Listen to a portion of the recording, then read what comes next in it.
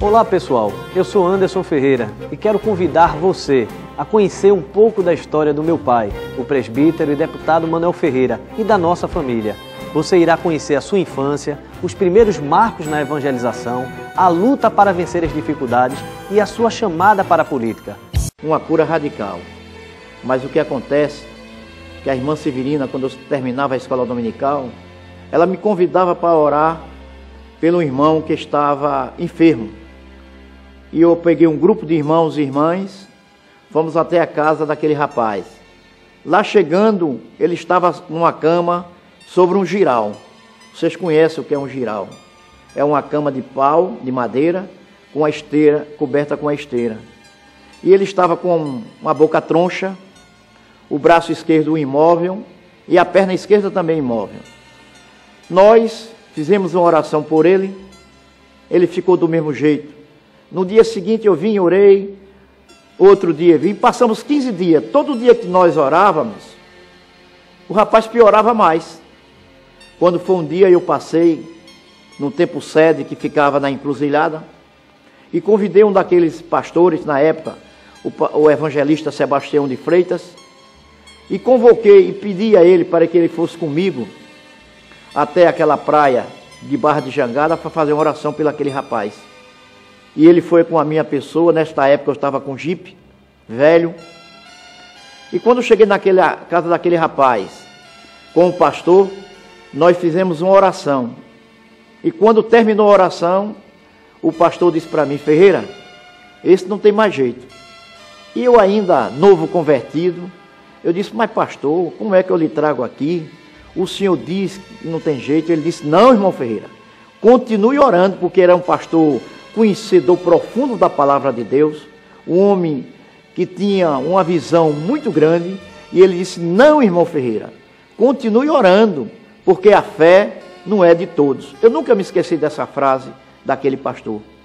E eu tinha um jovem que andava muito comigo, que ele hoje é pastor, está em Brasília, chama-se Antônio Irineu, e esse jovem, a gente passava noites e mais noites orando, e eu convoquei ele para passar a noite orando.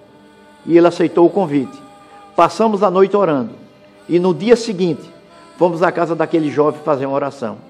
Mas pasmem, meus amigos, quando nós entrávamos naquela casa para orar, as pessoas que não eram evangélicas sempre vinham também nos acompanhando. Nós entrávamos na casa e elas ficavam fora. E quando nesse dia o número de pessoas não evangélicas aumentou, quando nós fomos entrando naquela casa, um deles disse: tá, eles dizem que Jesus salva, que Jesus cura, que Jesus batiza, e eles estão orando há 30 dias, e o homem vai a morrer. Mas eu fiz uma meninice tão grande, confesso, mas que Deus aprovou. Eu disse para aquele grupo de irmãos que estava naquela casa: irmãos, a vida deste homem está sob a nossa responsabilidade. Vamos se ajoelhar aqui agora, e só vamos nos levantar quando Deus responder às nossas orações. Caímos em clamor a Deus. Eu nunca tinha visto uma cura radical. Nunca na minha vida. Eu só ouvia dizer: Jesus cura, mas eu nunca tinha visto. Com espaço aproximadamente de 2 horas, aquele homem levantou radicalmente e disse: eu quero comer. Eu digo: Jesus salva, Jesus cura e Jesus faz maravilha. Porque é um Deus que nós servimos, é um Deus de poder. Portanto, meus irmãos, no dia seguinte, eu vi aquele jovem sobre um cavalo, com 2 caçoar de coco, completamente curado. Não tem médico no mundo, por mais especialista ou capaz que ele seja, que possa curar um homem ou uma mulher radicalmente. Mas Jesus pode, Jesus faz.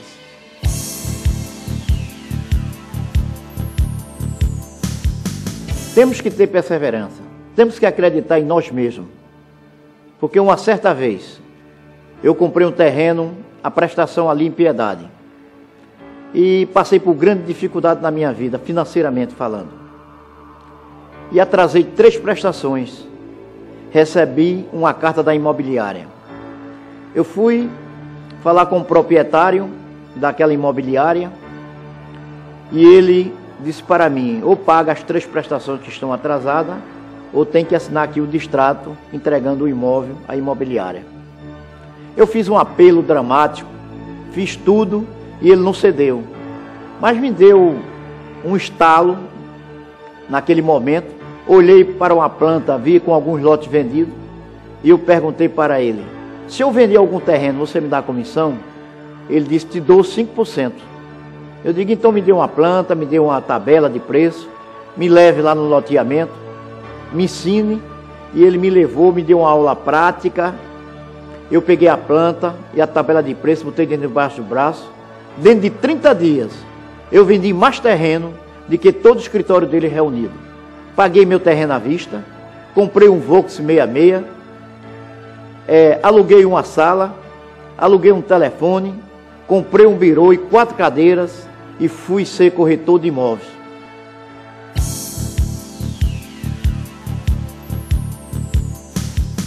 Meu amigo, na vida temos que saber perdoar.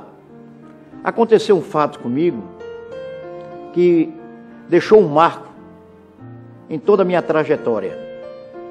Uma vez eu vendia confecções de casa em casa, depois fui melhorando de condições, comecei a vender confecções em grosso. E chegou um certo cliente, me comprou, pagou, me comprou, pagou e foi aumentando a compra. E quando ele fez uma compra bem grande, que ele adquiriu a minha confiança, aí ele fugiu. Aí eu tive que vender tudo que eu tinha adquirido com sacrifícios, com luta, para pagar minhas dívidas e começar tudo novamente. Andar de ônibus, morar em casa alugada e passando por dificuldades na vida. Mas depois eu dei a volta por cima. Consegui me soerguer no mercado imobiliário aqui no estado de Pernambuco. Quando eu estava com a condição economicamente e financeiramente muito elevada, tomei conhecimento que este rapaz que me roubou, ele estava morando em Santa Amaro. Aí eu mandei fazer um apanhado da vida dele, sabia a hora que ele chegava em casa, sabia a hora que ele saiu. Eu ainda novo convertido, eu digo: eu vou pegar esse camarada, não tem quem me peça. Entrei num carro, saí ali pela Rua da Concórdia. Quando cheguei mais ou menos pelo Cinema Moderno, que era a mão, aí o espírito vai para a igreja e eu não vou para a casa dele. Ficou aquela luta entre a carne e o espírito. Aí eu decidi ir para a igreja. O tempo cede e ficava na encruzilhada. Lá chegando, encontrei o pastor Leôncio, pastor Almeida, pastor Lamartine e pastor Dário, ou melhor, e o pastor Isaac Martins. E quando eu contei minha lamúria àqueles pastores e disse para ele: agora eu vou para a casa dele, é eu ou ele? Aí o pastor Leôncio fez: misericórdia, meu Deus. Aí um daqueles pastores disse: Ferreira, você vai para a casa dele agora com a condição, você vai sair daqui e vai pedir perdão de tudo que você disse dele aqui. Eu digo: mais engraçado, o cara rouba, me acaba com tudo que eu tenho e eu tenho que pedir perdão àquela pessoa? Ele disse: Ferreira, a tua vitória está neste perdão. Ora, meus amigos, eu entrei numa crise de choro incontrolável. Chorei. Aqueles pastores fizeram oração por mim. Quando terminaram de fazer a oração, eu entrei no meu carro murcho, tranquilo, renovado, e fui até a casa daquele rapaz.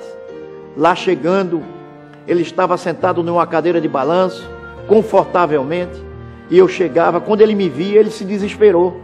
Ele disse: eu não tenho dinheiro para te pagar. Eu digo: eu não vim te cobrar, eu vim te dar um abraço para entrar no céu. Ele se abraçou comigo, choramos e eu perdoei aquele rapaz. Então eu quero te dizer, meu amigo, se tu quiseres vencer na vida, a tua vitória está neste perdão.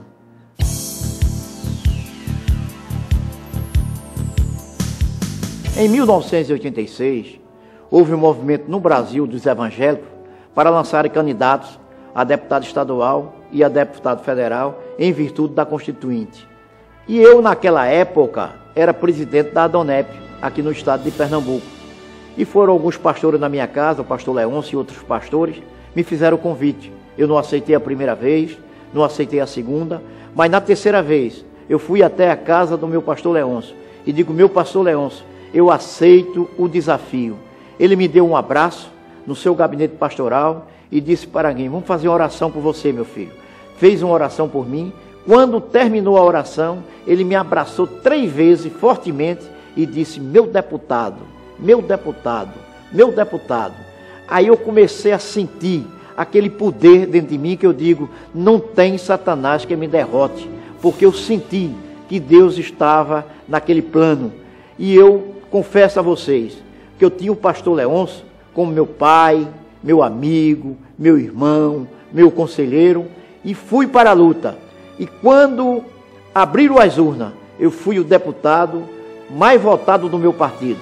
E até hoje, Deus tem me ajudado para que eu continue ali na Assembleia Legislativa.